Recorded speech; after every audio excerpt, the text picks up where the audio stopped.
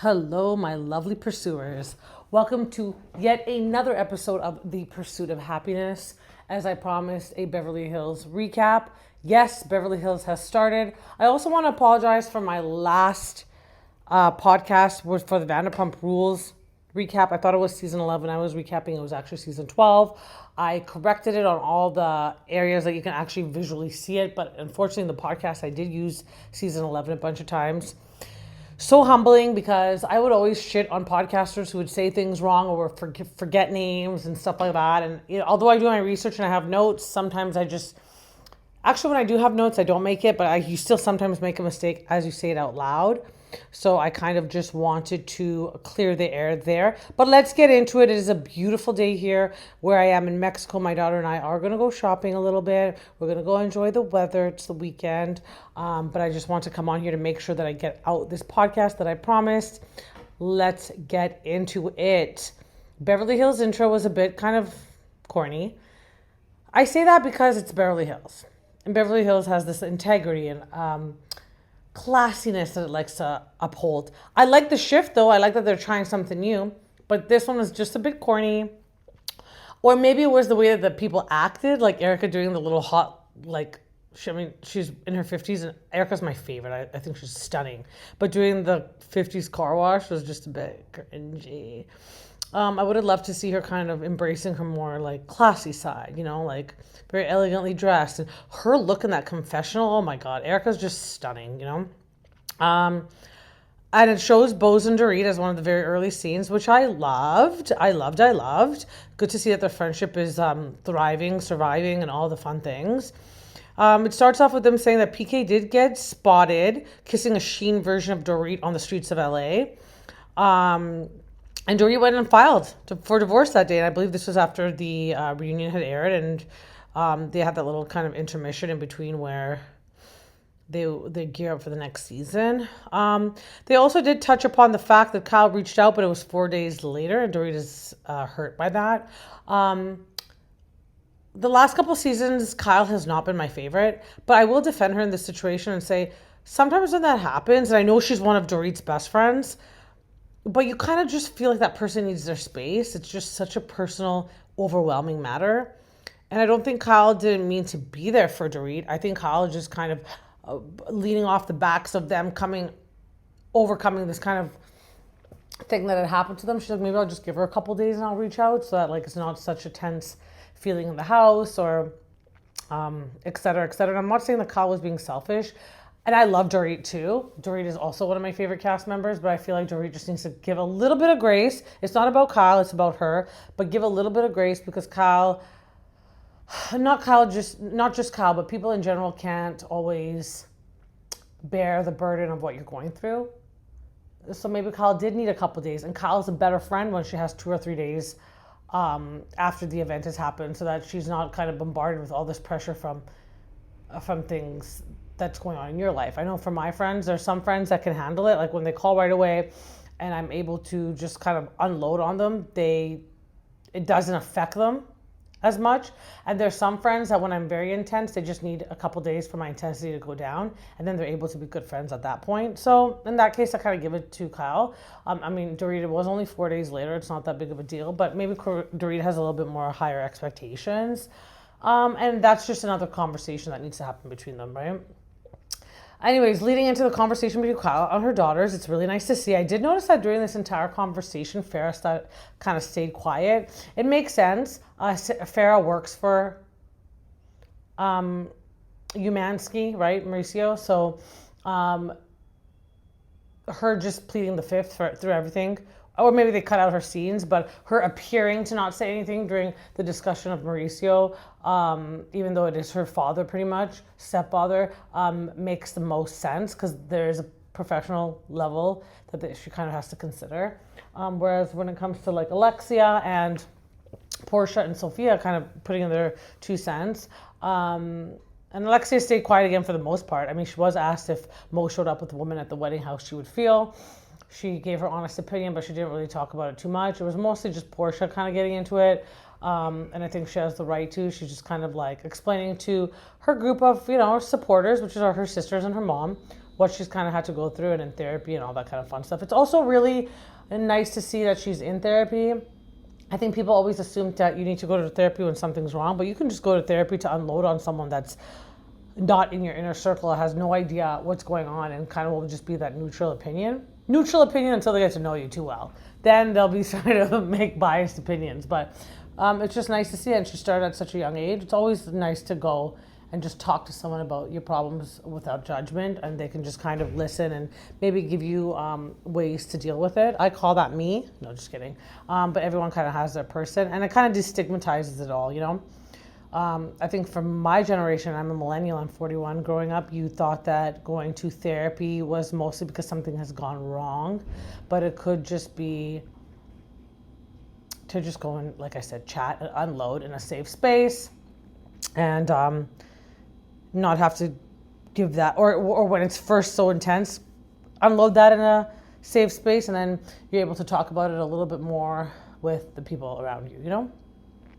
I saw Rachel Zoe. So Rachel Zoe is back on our screens. Now, I never watched her prior to when she was on Bravo, or maybe I did and I just don't remember her, but I do remember the name. I love her son's name, Caius. And one thing I noticed when they kept showing like video footage of her husband, because she was on Bravo before, so they just like reverted back to clips back then. Roger kind of looks not only gay, but much, much younger than her. I did not like the way he treated her, and I am so glad she divorced that guy. Like, ew. So cringe. And like production and the editing did not do him any justice because it made him look terrible. So anyways, moving right along. I know I'm kind of going through this fast. It was kind of pretty straightforward, this episode. It was very, it was nice, to be honest, except for some of the like main parts, like the beginning, which again, it was cringy, but I think because of the acting that the ladies did in it, not because of, the production wanting to make something different. But anyways, Kyle and Erika go to Sutton's house. Reba's there, and Reba is, it took me a minute too, I'm like, is that the new girl? But Reba was Sutton's mom that we had been introduced to in the previous episode when Garcelle and Kyle went with Sutton back to Georgia. It's also going away for her son, James. That's why Reba is there. He goes to college, but Kathy was also invited too. And noticeably, the two people that weren't were Rachel, I think. She wasn't there. But Kathy was there.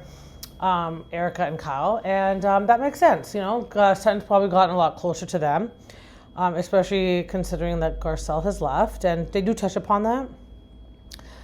First, though, they get into Sutton firing Avi. And Sutton does say that she's more sad about losing a friend, but says she doesn't need a personal assistant. And then later on, which I'm jumping ahead a little bit, it did say that, sorry, I'm just trying to read my notes. It did say that Sutton had touched upon, and I'll get into it as we get a little bit more into the show, but I'm just kind of jumping ahead with the Avi situation. They talked about Avi in a later scene, and then Sutton refers to saying that, you know, you need effective communication in any sort of relationship that you're in. And then her mother chimes in, Reba, while they're at the dinner or at the lunch that she had hosted, and she was like, and they're like, well, Avi says a lot, but none of it is very productive. So I guess something happened with the communication of things. Avi was never short of words, were actually Reba's exact quotes, but maybe the words that he used were not effective in the communication between him and Sutton. So I guess we'll never know. Some things have come out. I haven't personally heard anything in the press about it. But yeah, it's just interesting to see that happen. They also addressed Garcelle leaving the reunion and ultimately the show. And Sutton she shed some tears. She's obviously still hurt by that. There's no clear justification about what had happened. I do know that Garcelle was at BravoCon. I think that the interactions seemed to be pretty pleasant amongst all of them. That could just be for the face, you know, like to show that, yeah, we're good, and to make it very professional, but beyond a working level, I don't think that they have much of a relationship. That's kind of weird to see as well. And again, jumping ahead here, when they do all meet together, at an event that Kyle hosts, Dorit does bring up to Sutton, do you think it was more an alliance or actual friendship? I'm kind of leaning towards alliance, because if it was an actual friendship, for her to just walk away from it so quick and not really provide any answers about why she decided to leave or why she's upset with Sutton, sort of makes me lean towards the fact that it could have possibly very as well been an alliance. Sutton also spills the tea on how her husband annulled their marriage in the Roman Catholic Church, and for an annulment, you don't need both of the married persons to file or to co-sign on it. As long as one person does, it's annulled. So in the Roman Catholic Church, she was never married, and her name goes back to being Sutton Brown, although the kids are able to keep track, obviously, because they're Christian's kids, right? So Christian Sutton's ex. I don't really understand the significance of this. I've always said that if I do get married, I want to get married in a church. Whatever the husband is, we will. But I was born into a Muslim family, but we don't practice Muslim. Actually, me and my daughter practice Christianity. My parents don't even practice Muslim. And in fact, my parents moved from Iran to Canada because they wanted freedom of religion. My dad says that he's Muslim, but he doesn't practice it. He doesn't pray. But he also doesn't want it forced by the government, which Iran had done. So hence why they had left shortly after the revolution occurred. Blah, blah, blah. Anyways, I'm kind of getting a little bit personal at that point. I know Muslims, especially the radical Muslims, the extremists, they're not looking too good in the press. My family back home in Iran are still Muslim. They're not crazy religious or anything like that. That they wear the chadors. We call it chadors. Burqas are a little bit different. Burqas are in Afghanistan, but in Iran, you wear the chadors. You cover up pretty much only your eyes are seen. But my family is not like that at all. They're so chill. They're so cool. That's just their religion. Just like people that say, yeah, I'm Catholic, but I never go to church, and my family doesn't really practice. You could say the same thing about my family when it comes to being Muslim. But again, back to what I was saying about the whole Sutton and her husband getting the annulment in the Roman Catholic Church. I also would love a church wedding. I just don't understand the significance of this quite yet because I haven't gone through it. Nor has it ever been explained to me, but it seemed to be a big deal for them while they were chatting about it. Then again shows Rachel with her son at her house, and she's cooking him food, breakfast. His name's Caius. He is so good looking. Wow, he's a really good looking kid. And at one point when she's talking to him, she's like, I feel like you're 40, Kai. And he's like, yeah, me too. Definitely an old soul and a very young, good looking body. He's 11. He's my daughter's age, but he's going to grow up to be a heartbreaker. I'm just so unsure about her husband. Like, is he gay or not? Because those flashbacks, again, you guys, do not do him any justice, okay? Just, and there's nothing wrong with being gay, but it's just like, when you're married to a woman, but you're gay, it just seems kind of like you're hiding your identity, you know? Also, my gaydar is completely off. I worked at the Gold's Gym on West Broadway in Vancouver, and every person that I thought was good looking, someone would be like, no, he's gay. How can you not tell? Like, God damn it, my gaydar is so off. Like, even the guys with the short shorts, like even some of my guy friends would be like, can you not tell by how short his shorts are? You can see his sack. I'm like, oh, I didn't realize that meant that he was gay, you know? I guess for me in my head, like when they act really flaming or the voice is a little bit more feminine, and here I am with a very thick, deep voice. It's genetic, not from steroids, guys. I used to be a heavy smoker though in my 20s. And just there's a lot of Persian women that they genetically have really deeper voices. Plus as we age, right? I was never like the Kardashians. I pretended that I talk like this. Ever. And you can tell like steroids voice, it's more like this. Like it's kind of like got an echo in it. Like this is just my voice. A bit raspy, a bit deep. But like when there's a bit more feminine tones in a male's voice, I automatically think could be, you know, because typically men try to act really, really macho, especially the ones that are like homophobic. They don't want to seem gay at all, right? But anyways, yeah, like I just want to put it out there. There's nothing wrong with being gay. I have so many gay friends. I've taken my daughter to the gay pride parade since she was freaking 3 years old. And when people will be like, why are you taking her? She's too young. I'm like, who cares? Like, who cares? So there's nothing wrong with it, but it would just be sad if he is and he's trying to hide it, you know? And again, I'm going to talk in circles. My gaydar is so off, so watch me be so off on this. But anyways. Then Boz and Erika meet up for dinner, and they chat about Erika's sex life. It was mentioned that Erika was dating a much younger Bravo celebrity. And when asked in her confessional, she kind of denied it.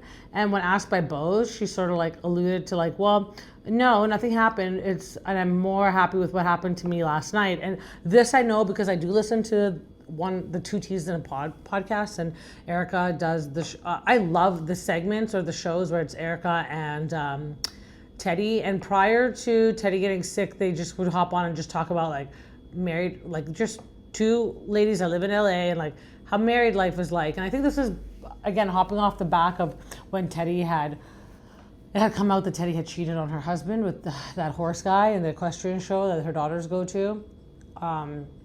And so they kind of made this segment because they've both gone through really kind of public things in the press. Erika with her divorce, and then also the trial with her husband and the stealing of the money as he was an attorney, and there was victims' money that was stolen. And then Teddy coming off the back of her cheating on her husband, et cetera, et cetera.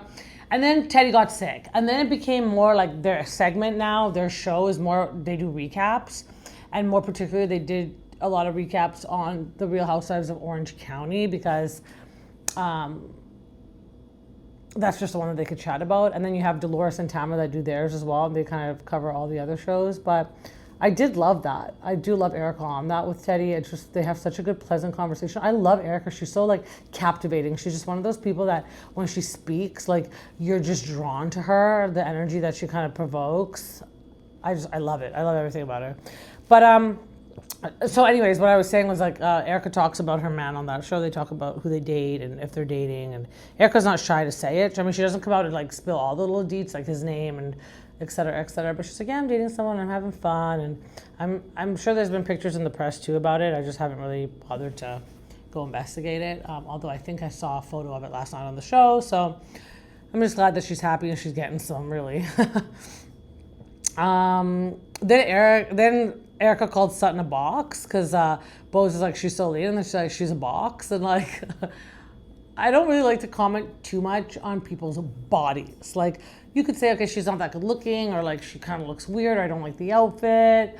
But bodies, I try to stay away from unless it's like something that's really kind of, I'll make a comment maybe once or twice. I know I'm bad, but I'm being honest.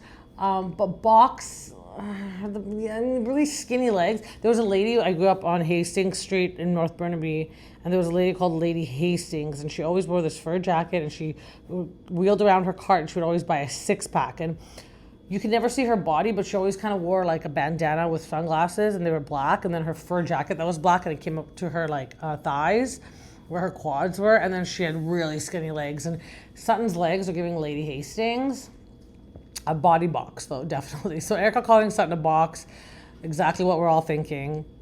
Again, they touch on Erika dating a much younger Bravo man, and again, they chatted about Avi, which that's when they showed the clip of Sutton saying that there needs to be effective communication in any relationship, or else it doesn't work. I just want to touch upon this. Clearly we're seeing something, or we're not seeing something, like there's just not all the pieces to the story.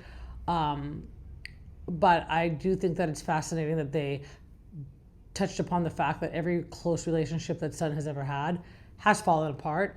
And there's even previews and a foreshadow of her and Jennifer Tilly kind of going through the same thing on the show. So that's quite interesting. Now, Kyle is now hosting. We're getting towards the end of the show. It's kind of just, the show is just pretty much everyone catching up with each other. Very light, very fun, very sunny. You could just feel the warmth through the screen. I liked it. I loved it. Kyle is hosting something at her house. The ladies slowly start arriving. I know Dorit came, and then Boz came with her boyfriend Keely, and then her mom and her daughter.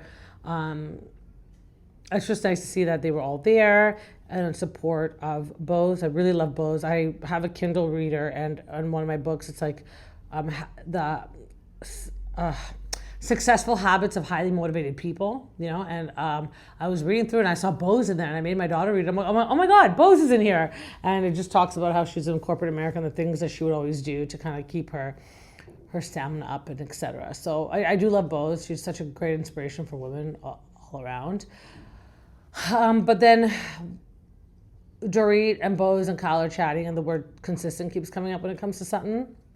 and that they just need to see more consistency out of her. It was also a topic of conversation with Boz and Erika when they were chatting about something. It did come up. Like, she's very inconsistent and has been inconsistent throughout the seasons in the way that she approaches the people and how she'll say one thing and then acts a different way. But it's going to be interesting to see her without Garcelle. And I think the women in general, the consensus is they just want to see a little bit more consistency out of her in terms of how she behaves and the sides that she chooses. And when she's in front of the women to really say her piece instead of in the confessionals. Because again, another thing that came up was at the reunion, she was as quiet as a mouse. Like, she had so much to say throughout the season, especially behind their backs to Garcelle and in the confessionals. And then when it came to actually confronting them or saying it to their faces, she went radio silent. So I think they don't trust.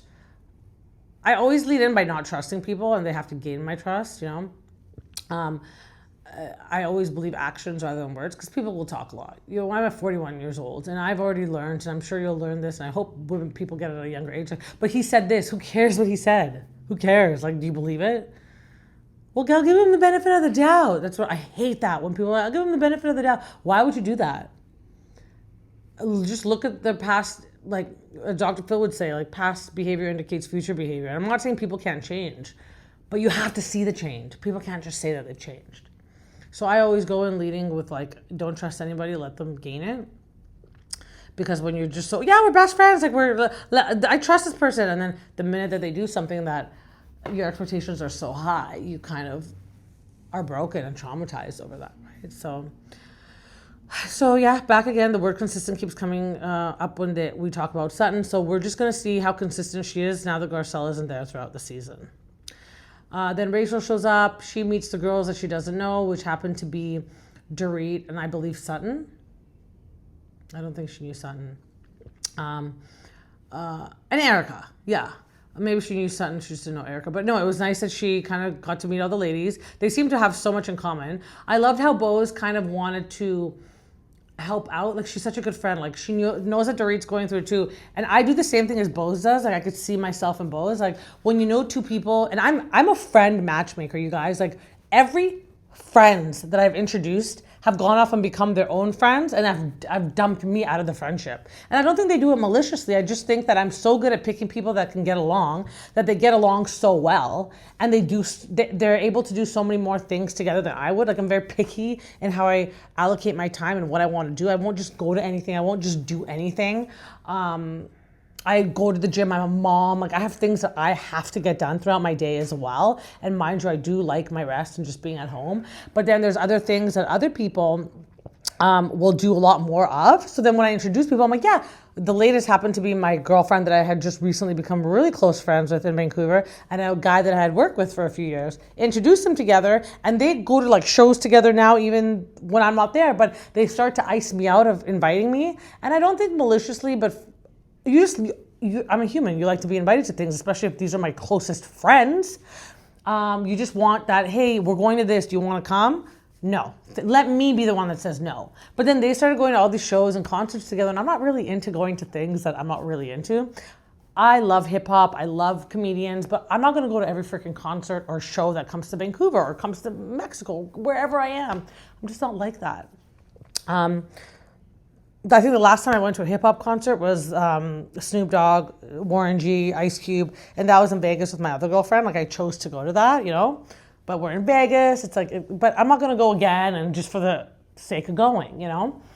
But anyways, what I'm trying to say is I'm so good at connecting people, and I think that I could see myself in Boz when every time she would tell, like, Rachel was explaining her experience, she'd be like, oh, I think Dorit went through something like that. Not to call out Dorit. These are just things that we all know already about Dorit and her relationship demise or the ending of her marriage. But it was so that they could connect on a level and that Dorit has someone that she can talk to. And I really like that about her. I thought that was really nice of her to do. So that, because they had just met, so that it not only include Dorit into the conversation, but make her feel more comfortable in that she has a friend in Rachel as well, right? So the first episode ends pretty good. Seems like all the girls are friends at this point. It's good to see because it always hasn't been that way with Beverly Hills. There was always such a divide. And I'm sorry to say, but the common denominator with that seemed to be Garcelle, since she's not there. I mean, we're left to our own conclusions at this point, right? But the previews do say otherwise. I'm so excited to see how the season continues on. So far, so good. I just can't wait to see it. Like, I didn't listen to the other podcasts that talked about it either. I just kind of want to have my own opinion about it. It's just really interesting to see how people will be like, oh, it was so boring, blah, blah. But then when they're fighting too much, people are like, oh my God, all they do is they fight. So it's just really funny to see the audience and other podcasters, bloggers / recap people have an opinion about something and be hypocritical about it, like you're never going to make everybody happy. And to have a polarizing show where you have kind of an audience divided is what keeps it going. So yeah, we have yet to see, but anyways, great first show. I love LA. I love Beverly. I just love everything about LA. It's just so hot and deserty, and I really wanted to live there for so long. Now I'm in Mexico, which is like an extension of LA. And I'm surrounded by Mexicans anyways, so I might as well be in the original spot. And they do call it the Baja California, right? And I'm just happen to be in the Baja California, sir. So I'm still part of there. I'm still made my way to a California, not the California, but nonetheless, I love it. And I'm excited to see how this unfolds. It's nice that it's got nice weather too, because I'm in a place where there's nice weather, but had I been in Vancouver and you're going into a season of bad weather, which is just all rainy and dark there right now anyways, it's always nice to see those shows where it just perpetuates like warmth through the screen. So that's going to be exciting to see as well. Anyways, I'm going to leave it at that, you guys. Thank you so much for tuning in again for this Beverly Hills recap.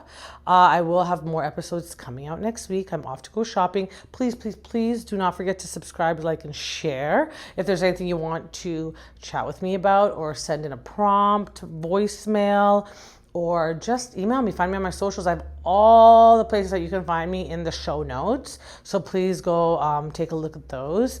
And hopefully you guys are sharing my podcast and just appreciating these recaps.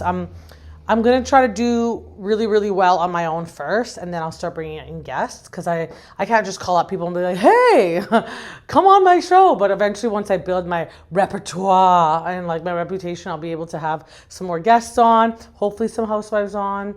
I want to chat about everything. I really want to have the women on that I really look up to, like the Bozes and really powerful entrepreneurial women. They're not just housewives, but encompass my entire show, because I am ADHD. Hence why you're going to get one show about the recaps. You're going to get one show about a powerful motivational thing. You're going to get one show where I talk about fitness or my my sobriety, because I'm all over the place, and I want my podcast to encompass everything that makes me happy, because we're always on a pursuit, and it's not just a one-track mind. Me as a woman living in this world at the age of 41, these are all the things that make me happy. And if you don't watch the Housewives, then you don't have to listen to the Housewives stuff. But if you like more fitness, please tune into the fitness episodes. It's just me trying to make it out in this world and get things off my chest, and so that I remain happy, and then it's therapeutic for me, right? So, and Housewives is just my guilty pleasure. So thank you for being along the ride. Anyways, my friends, I love you guys. Pursuers, you're the best.